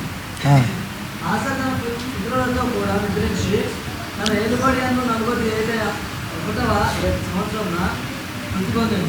చాలు చూడండి ప్రియ దేవుని బిడ్డలారా, ఏం చేశాడు? ఆయన తగ్గించుకొని ప్రార్థన సన్నిధికి రాలేదు. అదే హిజ్కియా జీవితంలో తగ్గింపు కలిగి తన 2 చేతులు పైనకెత్తి ఆ ప్రభు సన్నిధిలో హృదయ గర్వమును విడిచి అని ఉన్నది. ఏ గర్వం అంటే చెప్పండి? హృదయ గర్వమును విడిచి. ఏ గర్వం విడిచాడు? హృదయ గర్వము విడిచి. అంటే నేనేమని చెప్పాను? తగ్గింపు అని అంటే తన చెడుతనమును విడిచిపెట్టుటయే.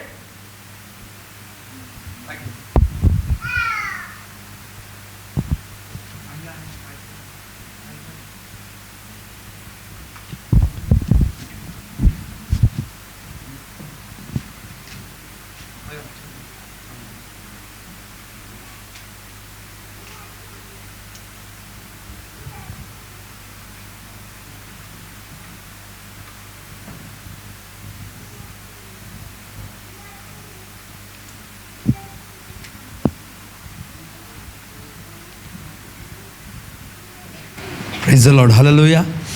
చెప్పండి ఏమంట? హృదయ గర్వమును విడిచి. హృదయ గర్వం విడిచి. ఆ హృదయ గర్వమును విడిచినందు వలననే ఆ ఒక హిజ్కియాకి మరలా 15 సంవత్సరములు దేవుడు ఆయుష్ను పొడిగించాడు కదా. తగ్గించుకోవడం అని అంటే చెడుతనమును విడిచిపెట్టడం, హృదయ గర్వమును విడిచిపెట్టడం. ప్రియ దేవుని బిడ్డలారా, ఈ దానియేలు తగ్గించుకొని ప్రభు సన్నిధిలో ప్రార్థన చేశాడంట. దేవుడికి స్తోత్రం కలుగును గాక. ఆ యొక్క హిజ్కియాను గురించిన రెఫరెన్స్ నేను చెప్పి ముగిస్తాను. హిజ్కియా గురించి రాజుల గ్రంథంలో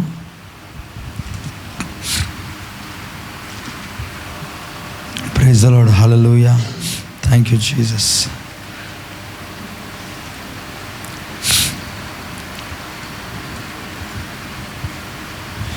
థ్యాంక్ యూ లార్డ్ జీసస్. స్తోత్రం.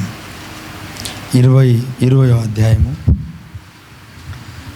ఆ దినములలో మొదటి వచనం. ఆ దినంలో హిజ్కియాకు మరణకరమైన రోగం కలుగు ఆమోజు కుమారుడును ప్రవక్తునైన యెషయా అతని యొద్దకు వచ్చి, నీవు మరణం అవచ్చున్నావు.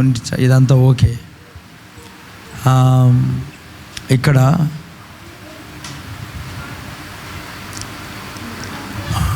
దేవాస్తోత్రం అమ్మా. అయ్యా 5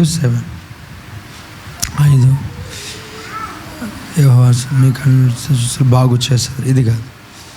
7 పిమ్మట ఇది కాదు. అయితే దినవృత్తాంతాల గ్రంథంలో ఉంటుంది.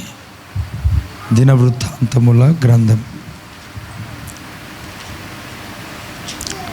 స్తోత్రం. దినవృత్తాంతంలో ఎక్కడుందంటే హిజ్కియా హృదయ గర్వం విడిచి అని రాయబడింది. ఎంత అది అంటే దేవాస్తోత్రం.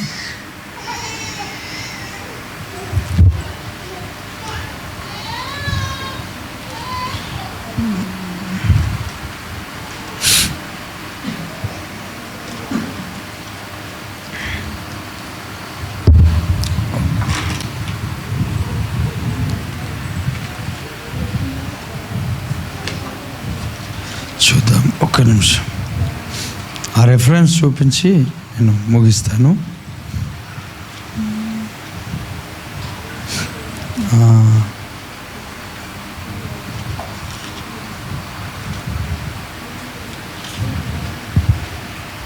రెండవ క్రానికల్స్ 32:24.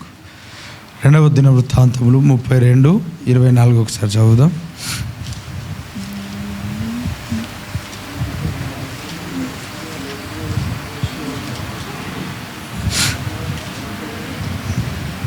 చూడండి 24. ఆ దినములలో హిజ్కియా రోగి అయి మరణ దశలో ఉన్నాడు, యెహోవాకు మొరపెట్టాడు.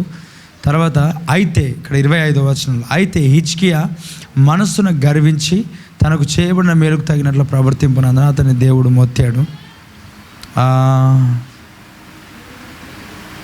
26వ వచనం, హిజ్కియా హృదయ గర్వము విడిచి తానును యెరూషలేము కాపురస్తులను తమ్మును తాము తగ్గించుకొనిరి గనుక హిజ్కియా దినములలో యెహోవా కోపము జనుల మీదికి రాలేదు. దేవుడికి స్తోత్రం కలుగును గాక. అర్థమైందా అయ్యా? ఇక్కడ ఏమంట, ఆయన ఒక్కడే కాదు, అక్కడ ఉన్న ఆ ఒక ప్రజలందరూ కూడా ఏం చేస్తారంటే చెప్పండి, తగ్గించుకొని, దేవుడికి స్తోత్రం, తగ్గించుకున్నాడంటే హిజ్కియా హృదయ గర్వమును విడిచి చెడు నడతను విడిచి, అంటే హృదయ గర్వం చెడు నడత ఏదైతే మార్చుకోవడం అనేది ఉంటుంది చూడండి మన జీవితంలో, ఆ మార్పు అనేది ఎప్పుడైతే ఉంటుందో దాన్ని తగ్గింపు అని అంటారు. దేవుడికి స్తోత్రం. హల్లెలూయా. ఈరోజు ఒక వ్యక్తి ఇక్కడికి వచ్చాడు. వచ్చిన తర్వాత ఆయనను గట్టిగా కాలు తీసుకొని తన్ని సారీ అని చెప్పి వెళ్ళిపోయి, మరలా నెక్స్ట్ డే కనిపిస్తే మరలా దాన్ని మరలా సారీ అంటే, మరలా నెక్స్ట్ డే కనిపించి మరలా తన్ని సారీ అంటే ఆ తగ్గింప చెప్పండి అయ్యా? తగ్గింప. తన్నిన తర్వాత సారీ బ్రదర్ ఇంకోసారి నేను తన్నను అనేది ఏమంటారు చెప్పండి? తగ్గింపు, విడిచిపెట్టుకోవడం. అందుకొరకే నీ జీవితంలో ఈరోజు ఆ ఒక లోక సంబంధమైన ప్రభువుకు వ్యతిరేకంగా ఏదైతే ఉన్నాయో అవన్నీ విడిచిపెట్టుకోవడము తగ్గింపు. దేవుడికి స్తోత్రం కలుగును గాక. ఆ తగ్గింపు కలిగి నువ్వు చేసే ప్రార్థనలో బలం ఉన్నది కదా. పశ్చాత్తాప ప్రార్థన అంటారు దాన్ని. దేవుడికి స్తోత్రం కలుగును గాక. ఇప్పుడు ఈ యొక్క దానియేలు తగ్గించుకొని ప్రార్థన చేశాడు కదా. అందుకొరకే ఆ దేవుని సన్నిధిలో గొప్ప విజయమును చూశాడు. దేవునికి మహిమ కలుగును గాక. తగ్గించుకోవడం అంటే ఏంటి చెప్పండి? తగ్గించుకోవడం అంటే చెడు నడతను విడిచిపెట్టుకో, అంటే దేవునికి వ్యతిరేకంగా జీవించే ఆ నడతను విడిచిపెట్టుకోవడమే తగ్గింపు కదా. ఆ తగ్గింపు కలిగి మనం ప్రార్థన చేసినప్పుడు దేవుడు మన జీవితంలో గొప్ప కార్యాలు చేస్తాడు. ఈ మాటలు దేవుడు మన జీవితంలో దీవెనకరంగా మార్చాడు ఆల్రెడీ. God bless you.